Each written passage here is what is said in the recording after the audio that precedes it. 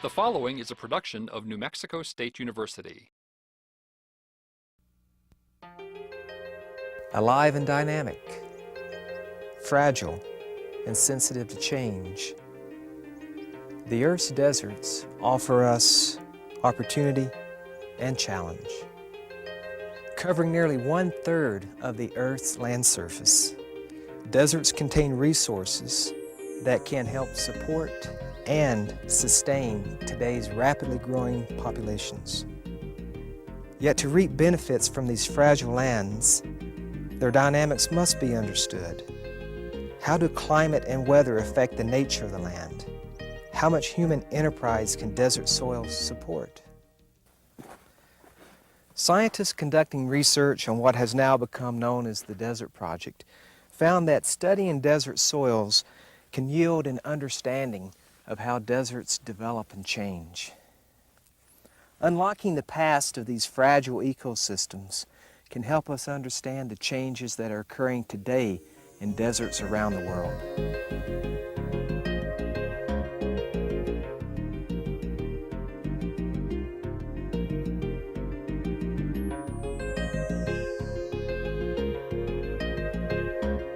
Until the 1950s, little scientific data had been gathered on desert soils. Instead, the bulk of scientific inquiry was on more agriculturally productive soils. Then, in 1957, the USDA Soil Conservation Service put science to work, unlocking the secrets of the desert. For the next 15 years, a 400 square mile area here in southern New Mexico was, in a very real sense, put under a microscope. Soil scientists and geologists painstakingly mapped the types of soils and landscapes found in the area. Using radiometric and other techniques, they determined ages of various soils, some as old as 2.5 million years, others less than 100 years old. Soils of the same age in different locations were compared and studied to find out why they were the same in some cases, and in others, very different. During the Desert Project, an incredible amount of data was gathered. All this new knowledge documented 5 major concepts that are important for the way soil scientists around the world view arid lands. Just what are these concepts? First, arid lands are so fragile that they can degrade over a very few years due to human activity, or even a very short period of drought. This process, called desertification, is a major concern around the world today. Second, looking over geologic time, that is, thousands to millions of years, natural climatic changes foster periodic desertification that radically alters the soil and the landscape. And third, the Desert Project researched a layer or horizon of desert soil that's common in arid regions around the world. It's a horizon that's cemented with calcium carbonate. It's this whitish horizon here. The Desert Project scientists found that much of the calcium in this calcium carbonate horizon did not originate from the local rock, but instead was brought in from the atmosphere in the forms of dust and rain. At the same time, they recognized that much of the clay in these desert soils are also brought in the forms of dust and rain, like the calcium. The clay horizon in this case is the reddish horizon above the calcium carbonate horizon. And lastly, they recognized that whether or not this clay-rich reddish horizon forms at all in desert soils depends upon the amount of limestone in the original sediment in which the soils form. This is because there's a chemical reaction that takes place between the limestone and the clay.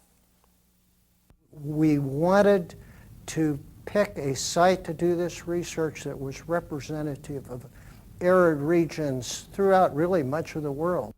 The representative area and the variety of scientists and engineers that were asked to participate in the research led to a project that the ultimate result was a lot of spin-offs that have applications in the real world third millennium real world.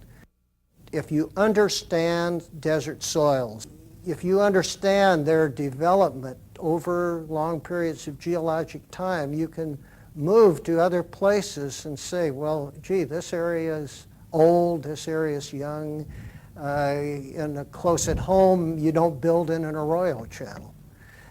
You go out on the mesa you worry about wind-blown dust, but it's not going to wash away. If you're locating a area that you want to have stable for many tens of thousands or millions of years, like a high-level or low-level radioactive waste site like the Nevada test site or the WIP site, these people working in those sites have in fact used Desert Project research in aspects of selection of those sites, determining this history of landform development so we could get at how fast soils formed and all that, was a side offshoot of that research allowed us to go in and start characterizing the aquifers. And there we're concerned not only about water supply, but how we can live with what Mother Nature gave us and how we can keep from polluting it with improper waste management.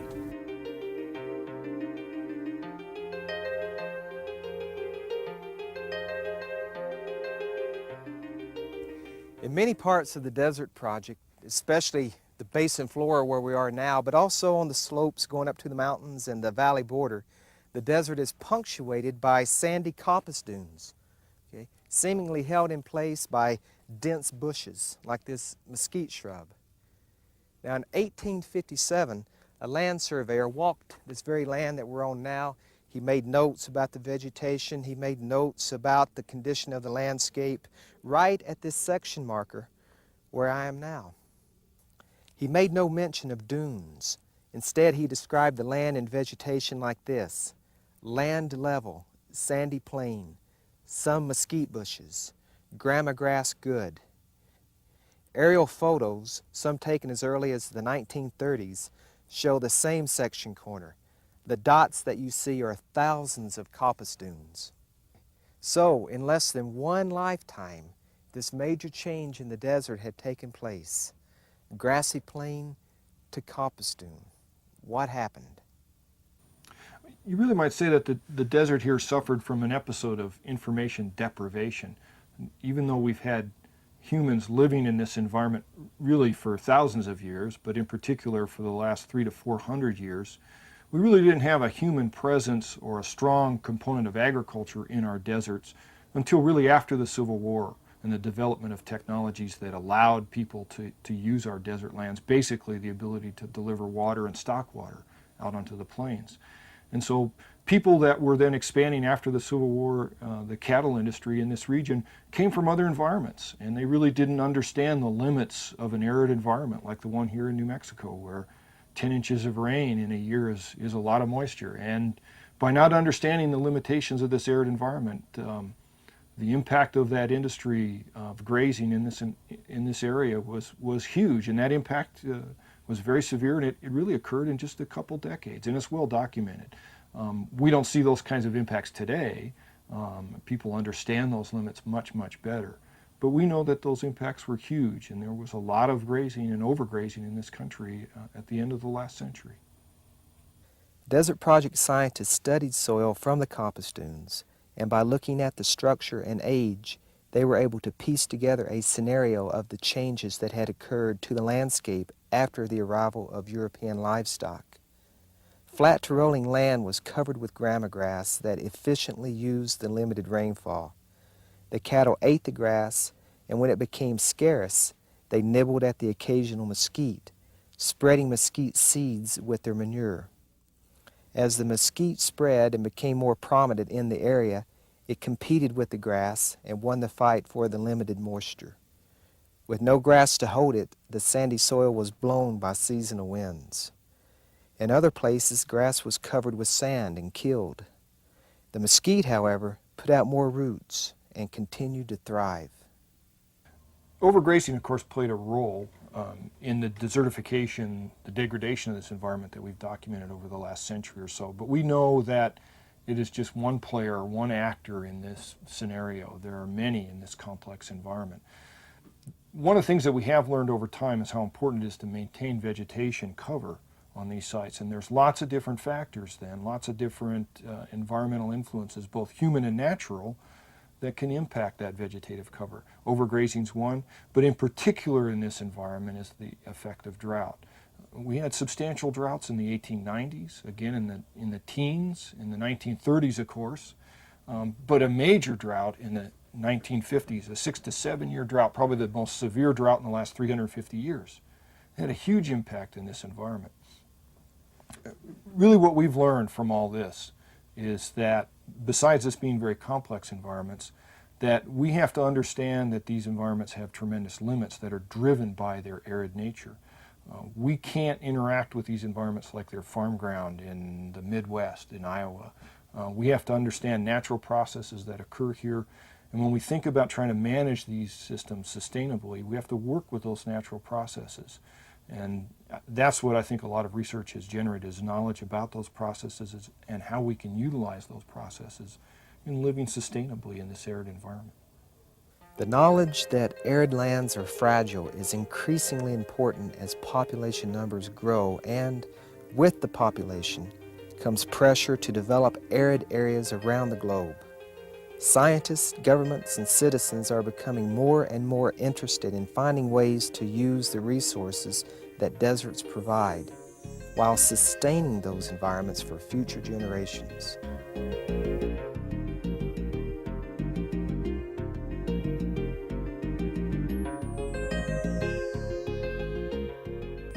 During the Desert Project, scientists found evidence of soil changes such as the formation of coppice dunes that formed in historically related events such as overgrazing and drought, but they also found evidence of prehistoric desertification events that were probably related to alternating dry climates with wet climates. For example, the ridge behind me is a remnant of a Pleistocene fan.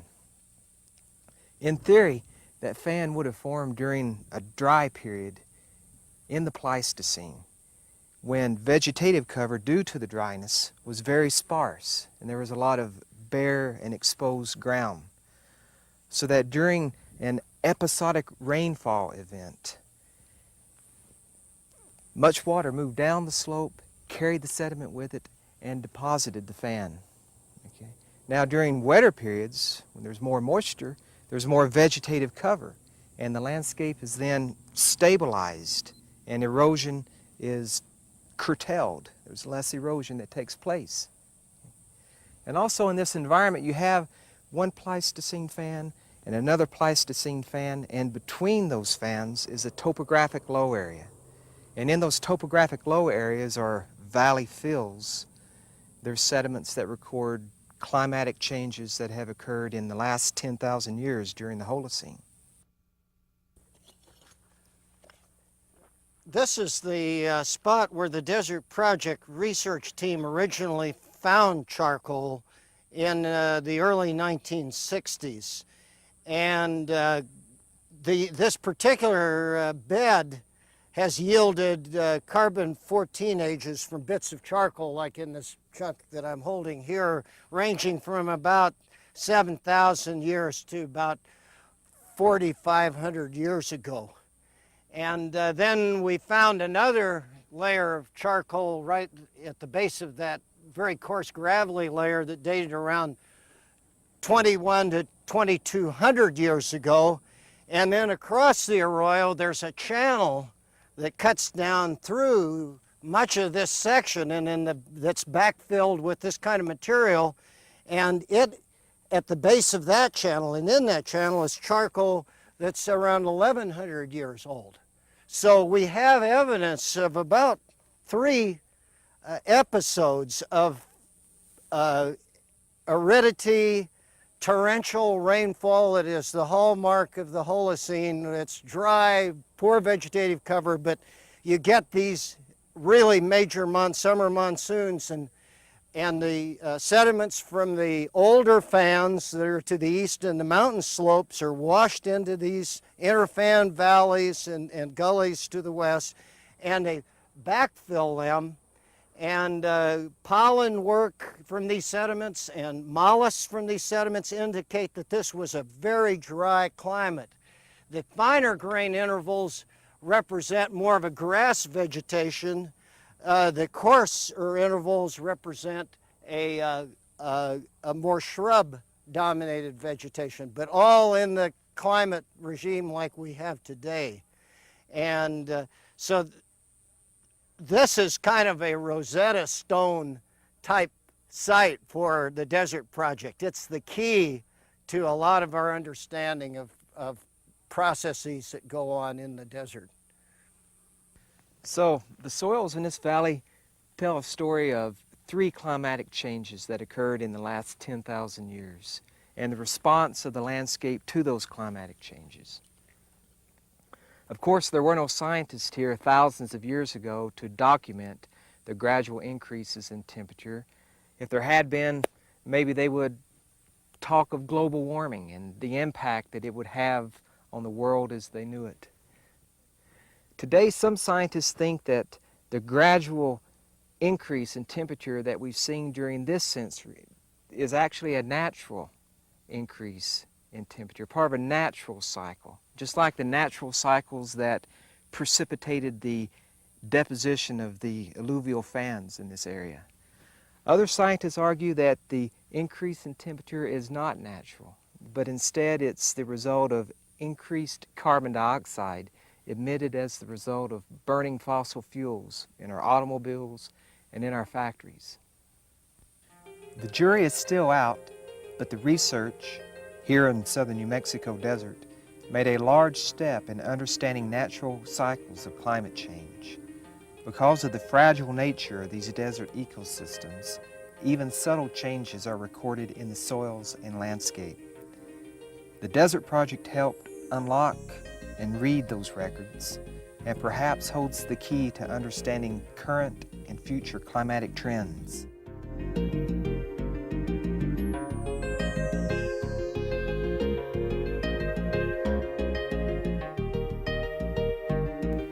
When we think of desert soils, we commonly think of sand.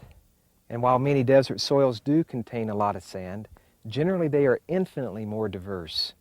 For example, one of the major horizons that occur in desert soils around the world is the carbonate horizon. It's this whitish horizon here.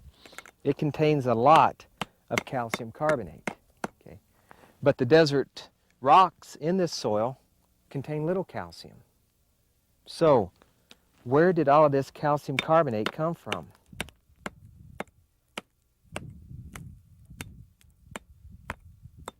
For 10 years, researchers working on the Desert Project set up dust traps during the windy seasons.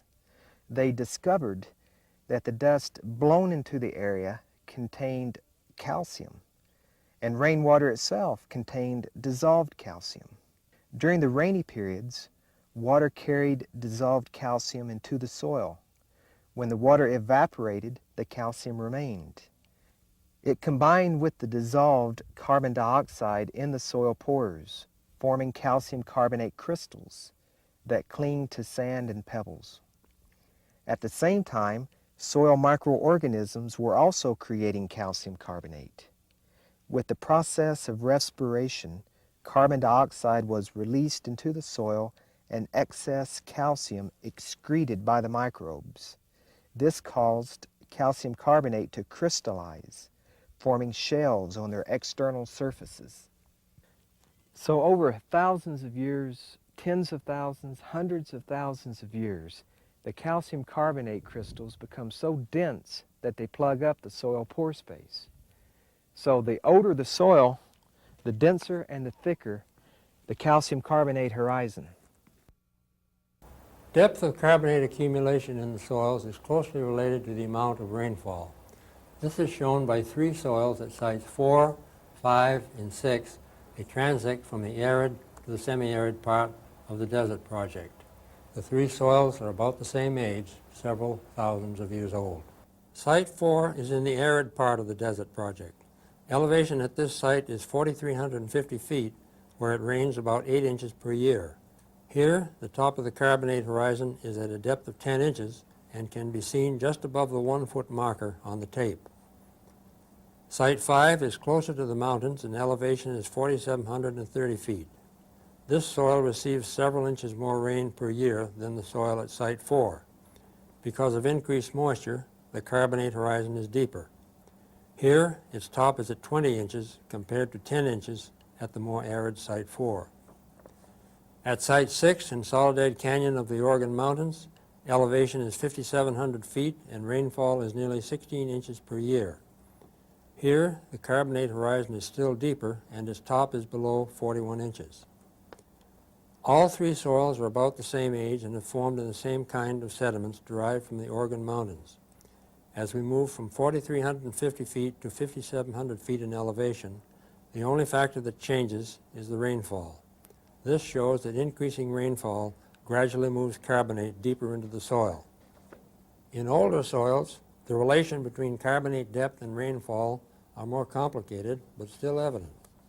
For example, soils in the arid zone and of Middle Pleistocene age have stage 4 carbonate horizons, in which the carbonate horizon is plugged with carbonate and has a laminar zone at its top.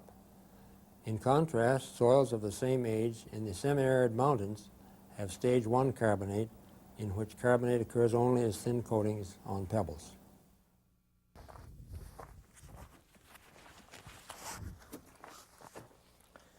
The notion of calcium in desert soils combining with atmospheric CO2 to make calcium carbonate may have radical importance for questions people are asking today about global warming. Just what is the role of desert soils in the emissions of CO2 given off by automobiles and factories? Well, two things. First, desert soils may be a sink for atmospheric carbon dioxide, but on the other hand, they may be a source for atmospheric carbon dioxide. This is because when you put acid on carbonate, carbon dioxide bubbles are given off.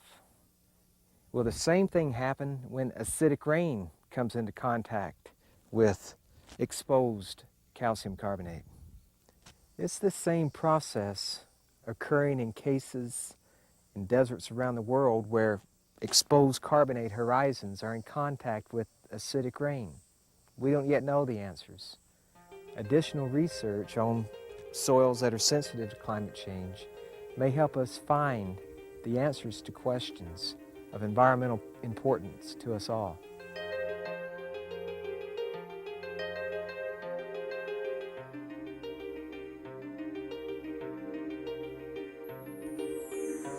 Another important component of desert soils, in addition to calcium carbonate, is clay. Individual clay particles are so small that they can't be seen without the aid of a microscope.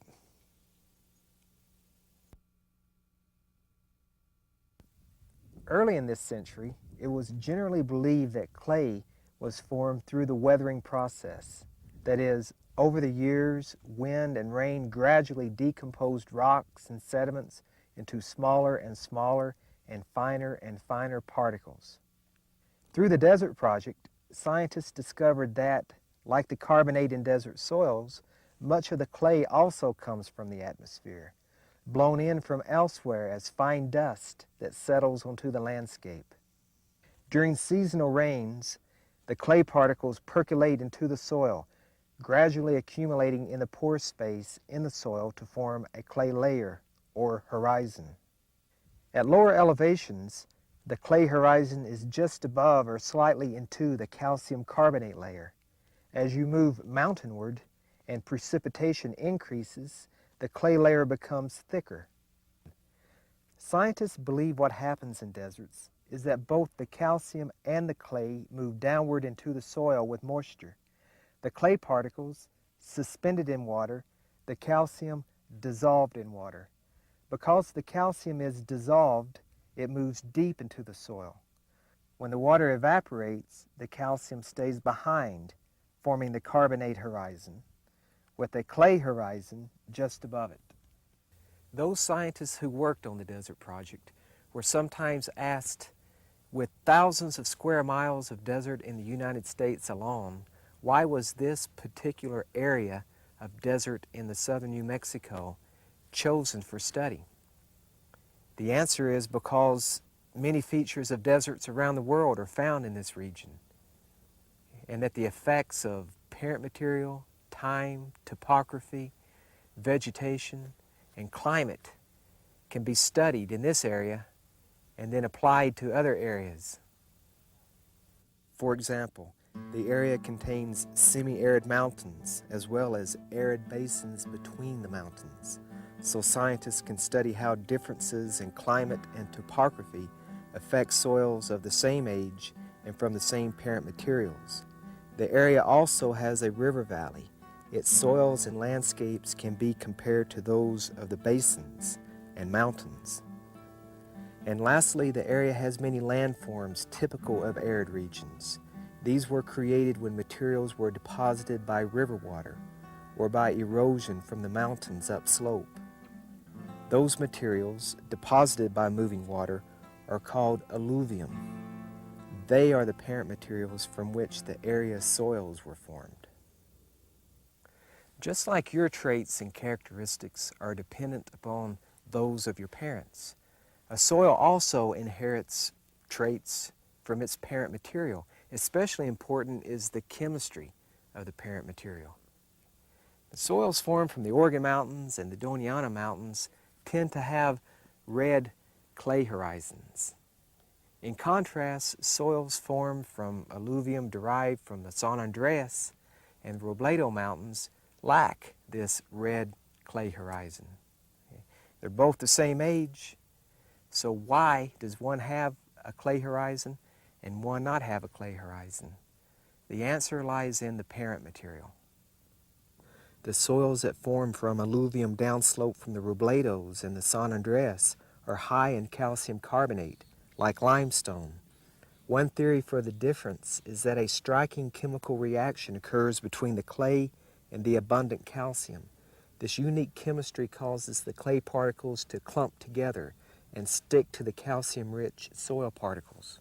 So in the case of soils formed in limestone alluvium, the clay stays mixed in with the soil.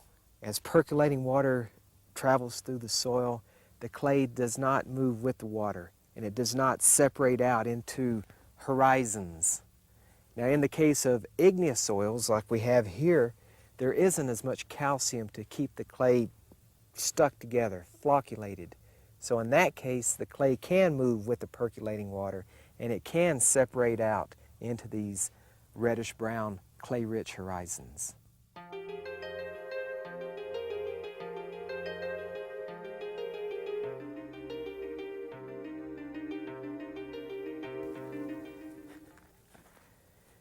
In the late 1800s, soil scientists making maps of soils in Russia recognized that there were many different types of soils, and that each soil type was repeatedly found in unique situations.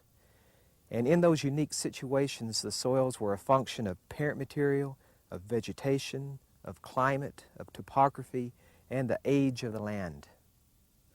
That was the beginning of modern soil taxonomy, the study of soils as an organized natural body or system. Since then, scientists have added many new discoveries to our knowledge of soil.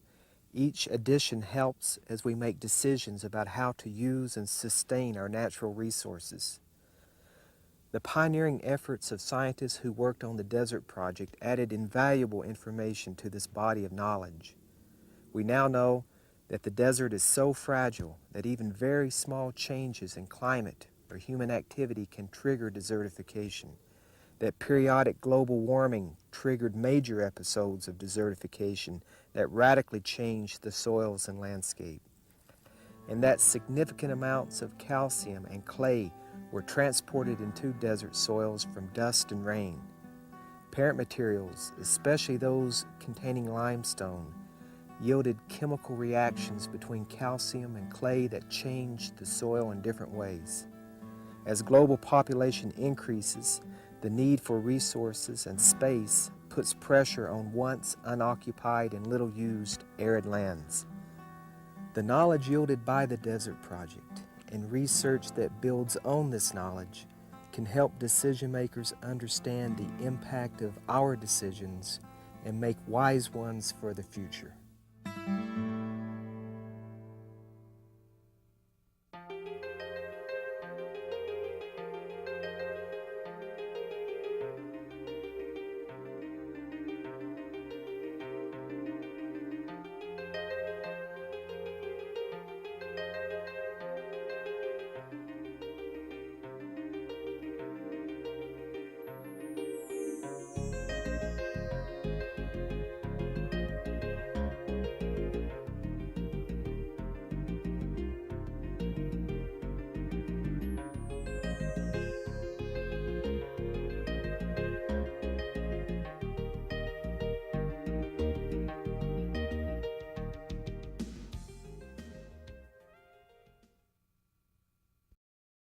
The preceding was a production of New Mexico State University. The views and opinions in this program are those of the author and do not necessarily represent the views and opinions of the NMSU Board of Regents.